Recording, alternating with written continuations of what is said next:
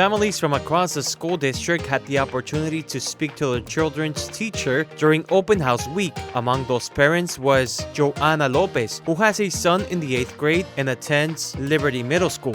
He is in 8th grade. They are start testing in about 3 weeks or so I definitely want to see where he's at, how he's doing. Want to make sure that he's ready for his test. Well, also I do want to see his behavior, how he's doing in class, but mostly I just want to see where he's at with STAR, how I can help him and the teacher. Every grade level in all 43 schools had open house throughout the week. Open houses are vital for building trust and creating a relationship between families and educators. It's very important to come and check on your child's progress. So if there's anything that our teachers can do to help them reinforce their education, this is the time that we can help and ensure they have a great success story here at Piaget ISD. Other than talking about the progress of the child, students also get feedback on how they can improve in the classroom. This feedback definitely helps me because it shows me what I can improve and what academics I could take, the course I could take in order to get it out of the way in college years.